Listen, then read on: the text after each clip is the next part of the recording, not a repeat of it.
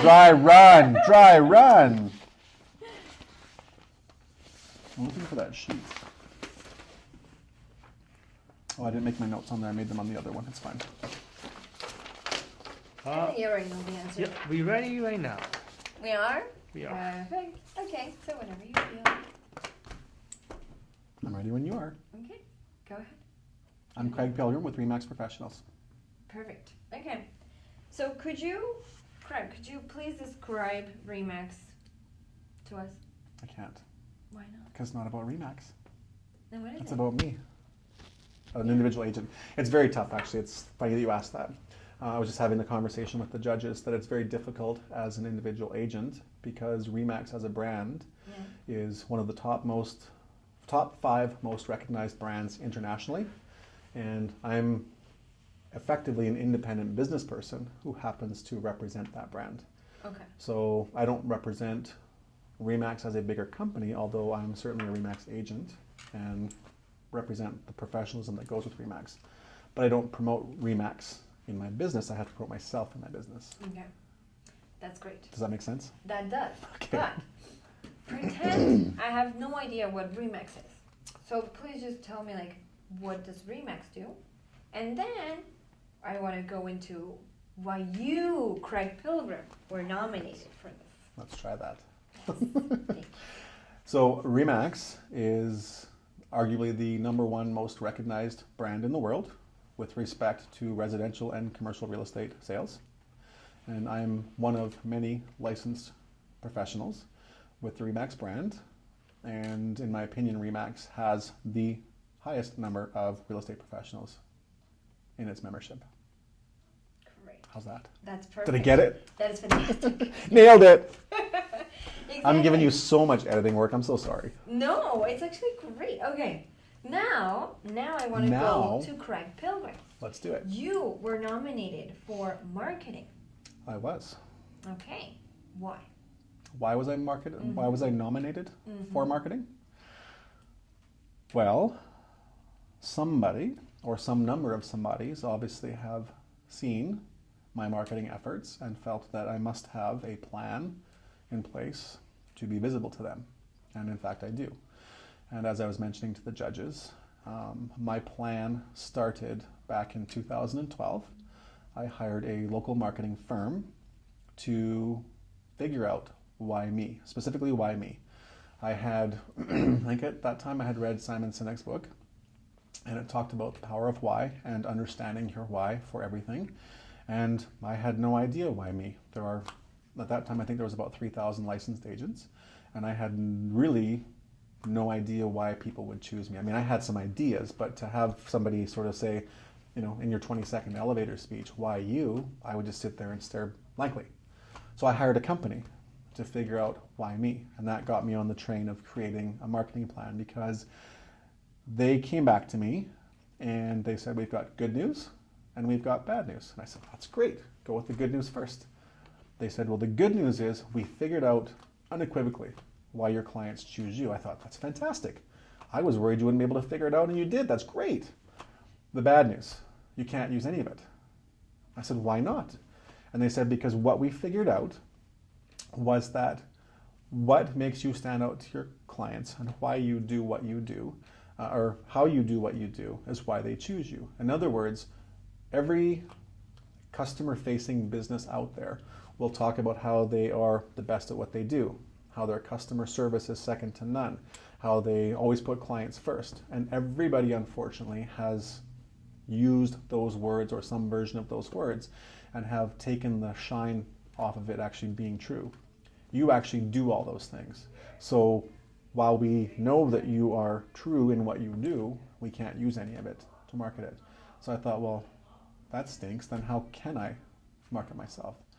And over since 2012, I have put together a marketing plan that has been carefully constructed around the fact that it is well documented over the last 20 years of real estate closings in North America, United States and Canadian data, that 84 to 87% of all real estate closings are the result of repeat and referral in some capacity. So basically over 4 out of 5 real estate closings are through repeat and referral. So all of that came together and sort of made me think of, if I'm going to market, to whom should I be marketing? Should I be marketing to the public and spending hundreds or thousands or tens of thousands of dollars in self-promotion? Or, knowing that 84 to 87% of closings are repeat and referral, would it make more sense to spend, loosely speaking, 85 cents of every dollar marketing to people who are already my biggest fans? They already know and love us, they trust us. It's in writing why they choose us. And so that formed the foundation of the marketing plan that we put together. So over the last, since 2012, so 13 is when we put it in place, so 13, 14, 15, and now this year, we have seen the benefits of that. We've gone, forget the last 2 years, it was 40% increase. Last year was a 10% increase. This year we're on track for the same as last year, which sort of validates that it's repeatable. And everything that we do is really geared toward the client and marketing either to the client and reminding them of why they chose us and to keep us in mind if they're going to do it again or if anybody they know is going to use a realtor. And then at the time we're helping them, making sure that all of our marketing is reflective of the job they hired us to do, not self-promotion. And we have the benefit, I guess, in my industry of, if I have been asked to list a home for a client, the direct benefit of marketing that home, especially if I market it well, is my name, my face, all of our information is invariably attached to the marketing of that property. So I don't have to be self-promotional to market ourselves. I can just continue to do a good job for a client, and that markets me. Exactly. Yes. Okay. So on the marketing... That was the short answer you wanted, wasn't it? It was. Thank you very much. You're welcome. Yeah. Try to keep it brief. Okay, so do you have any, for the marketing that you have made, because I do understand that your work is what speaks about you. Mm-hmm. But if you have had marketing, do you have any examples of... For marketing pieces? Yes. We have we have a small number of marketing pieces. Like I said, we do very little self-promotional marketing. Everything that we do, so there is a lot of good data that supports the fact that 95% of consumers are online when it comes to buying or selling properties. That's where they go. So we don't do newspaper ads. We don't do bus bench advertising. Those were deliberate omissions in the part of our marketing plan. And we gear everything toward online marketing. YouTube, Instagram, Twitter, and a lot on our Facebook page, because that seems to be, at least locally, where we can get in front of, in an appropriate way, consumers who are interested in using the services of a real estate agent. So a lot of what we do is geared toward that. So we have, we'll commission the odd, maybe once a year, we'll commission an odd sort of 30-second to 60-second about us video that we might release on Facebook and on YouTube and promote that with a boosted post behind Facebook. We do very little of that. Most of what we do, again, is in the context of promoting our clients and their homes. And so, for example, in St. Albert, we call them our big sexy signs. So if we list your home in St. Albert, we have a local company who builds for us, I think it's 3 feet by 5 feet, double-sided, very visible. Some clients have said visible from space, real estate signs.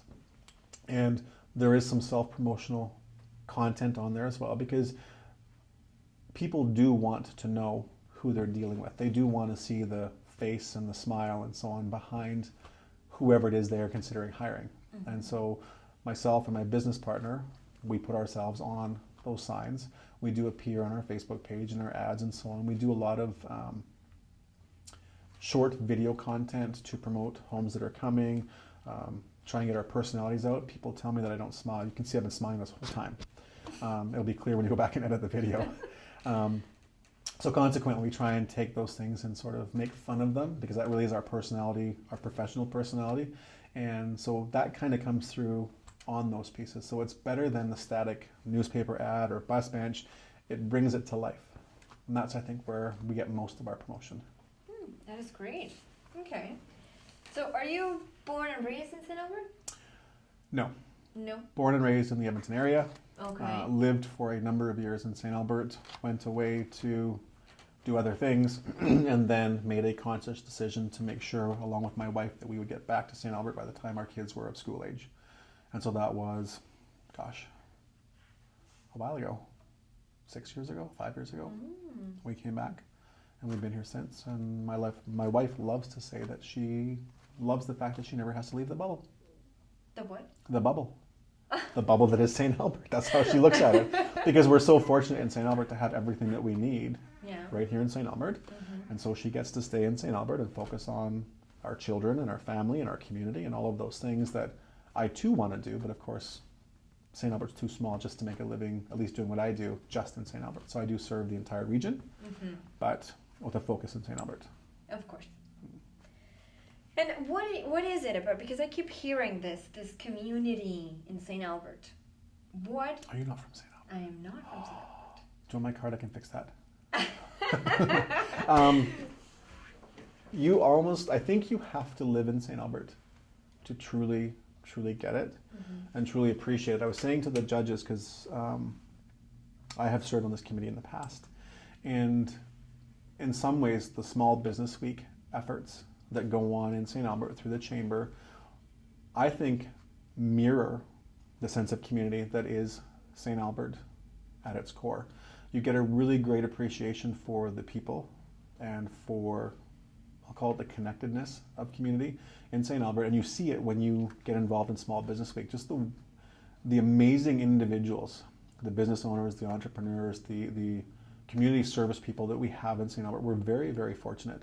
And then when you couple it with a very deliberate, what I see as a very deliberate undertaking by, city staff and mayor and council and so on over the last number of years, say 10 to 12 years, to make St. Albert the way that it is with a vision, and the Chamber is a part of that vision, it becomes very obvious when you live here. So to try and explain that to an outsider, you're constantly having conversations about, well, the taxes are too high in St. Albert, which, by the way, is a total pile of garbage. Oh, really? Yes, we can talk about that off camera if you'd like. Okay.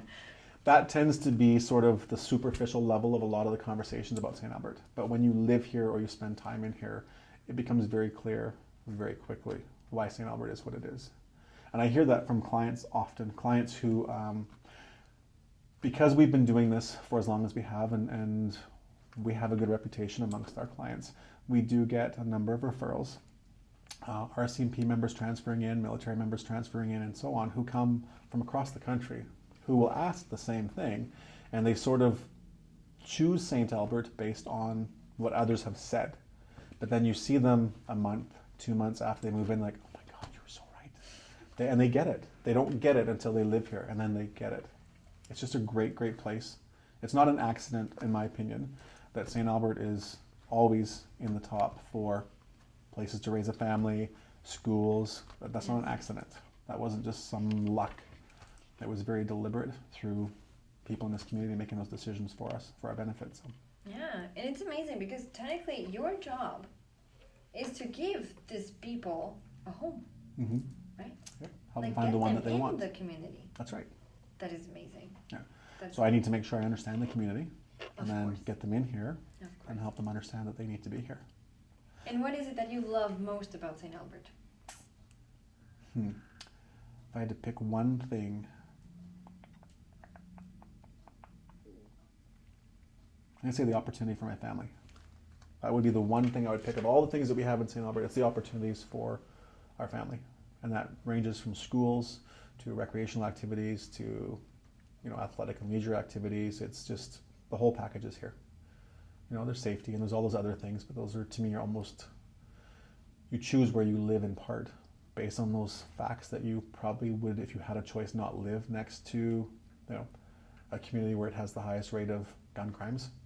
So those are sort of givens. So then it comes down to the other factors, and those will be the factors. Yes, that is fabulous. Thank you.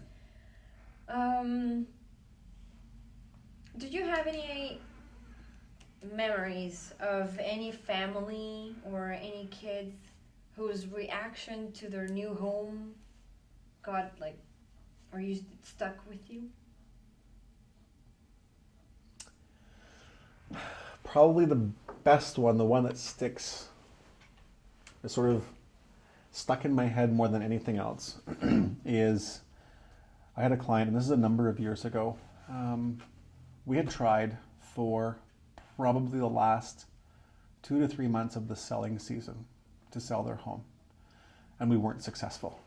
And so the listing expired, and they had resigned themselves to the fact that they would be staying in the home for another winter, and that we would resume the process in the spring. And while we were parting company, presumably for the winter, the wife had said to me, what happens if one of the people who showed our home in the last week or two that it was on the market decided that's really the home for them and we're not listed? And I assured her, and I said, you know what, it doesn't happen very often, but when it does happen, as long as their agent is experienced and professional, he or she no doubt will call me and say, hey, I showed that home a week ago, 2 weeks ago. Is there any chance your people would still sell it? And that happened. One of the people who showed it, probably 2 or 3 weeks after the listing had expired, wanted to see it again, even though it wasn't listed. And so my sellers agreed. They showed it again, and invariably they bought it. We did a deal, and we bought it. And that part sticks in my head, obviously, but the most significant part of it with respect to the children is once they said to their young children that they were moving, the children got very, very, very upset. And the reason they were upset is because they were moving too close to Christmas. And how would Santa Claus be able to find them? I know, if they moved. And so I came up with this, what I thought was a ridiculous idea. And I went online and I found a letter to Santa and this sort of parchment looking scroll that made it look like it really came from Santa. And it had the font, and I took it and I rewrote all of the language as though it was Santa talking to children. And in it, Santa assured them that he was aware of all things and that he knew how good they had been and what a big help they were in the move, and that rest assured he knew exactly where they were going. And I made sure that letter was sitting in the mailbox the day that we got the keys. And that's the piece that sticks in my head. Because the kids, even the mom and dad, didn't know I left that letter there until they got it. So it was just one of those really cool things that I thought to do, that I thought was, might be kind of neat, might not, but it made such an impact on the kids. Of course. Yeah. So that's probably the one thing I can think of more than anything else with respect to children that really sticks in my head. So That is amazing. I will be It's a fun nominating story. you for outstanding customer service next year. That is amazing. It's really fun. It's really fun. I probably have a copy of the letter somewhere, and it probably isn't even as good as in my mind it must be now, because I've thought about it lots, and I've never really told the story, maybe once or twice. You know, the clients bring it up from time to time. I don't know that the kids even remember, because this is going back now. It's got to be 5 or 6 years ago now anyway, so it's been a long time. Like, the kids are, one of them's off to junior high already. Wow. Are they it still goes by living in that the same fast. house? They are, yeah. I keep trying to get them to move, but they said, nope, we told you when we bought this house. We're dying in this house. It's like, all right, I guess you are. Yeah. That is amazing. It's a really fun story. It's a really fun story. Because you don't think about those things, right? When you're an adult, you know, I'm the professional advisor. They are the adults trying to do what they think is best for their family. So we're all kind of caught up here in this heady adult responsibility nonsense, and these poor kids are down here and their world is crushed because how the heck is Santa Claus going to find them?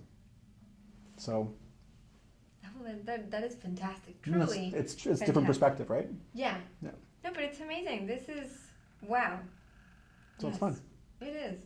So that's the fun part of my business. That's really, I mean, I was saying to the judges, you know, when you make what you're doing about the people for whom you are doing it, it's very, very rewarding. It truly, truly is. When it's about you, it's work. This has never been work for me. In 13 years, this has never been work for me. Back when I started, I was doing this and another full-time job. I was working 2 full-time jobs. And people used to say all the time, how on earth do you work all that? You work all day long here, and then you work all night, and you work all weekend. And I said, and I've always said, but you don't understand, this isn't work. This is fun for me. This is not work. So That is amazing. thank you. That is very, very inspiring. Thank you very much. Thank you. Do you have what you need? Yes, I do. I don't talk very much. No, you are amazing. Thank you very much for that interview. Thank you. It was fantastic.